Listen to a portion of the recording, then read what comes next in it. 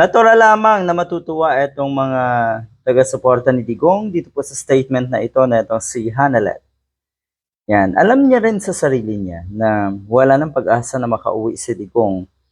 At unang-una, niloloko niya ang sarili niya, pinaniniwala pa rin niya ang sarili niya, o kaya pwede rin alam na niya talaga at ang gusto lang niyang lokohin, putuin at paniwalain ay ang mga taga-suporta ni Digong.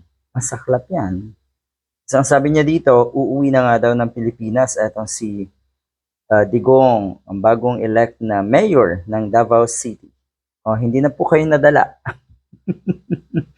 Hindi na po kayo nadala dyan sa Davao City. So parang totoo na wala, you're running out of possible good leaders at yung mga future leaders, wala na talagang chance dahil nga hindi nyo na kayang baguhin yung kaisipan nyo. Yung baluktot na kaisipan nyo ay hindi nyo na kayang gawing tuwid.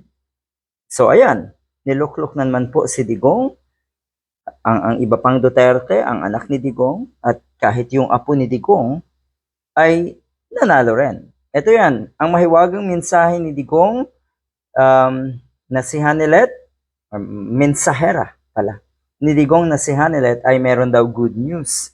Ito daw nga ang good news na makakabalik na etong si Digong sa ating bansa. Pero ang nakikita ng mga netizens nga, etong statement na ito na itong si Hanalet ay pampalubag loob, hindi para sa sarili niya, kundi para nga sa mga nasa paligid ni Digong, para kahit paano manatili yung mga yan sa mga Duterte. Ito ang mga uto-utong kababayan natin.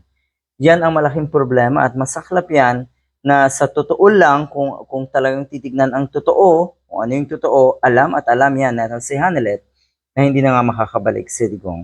Makabalik man, ika nga, sabi dito ng mga nagkokomento, makabalik man, ay baka abutin daw ng 2055.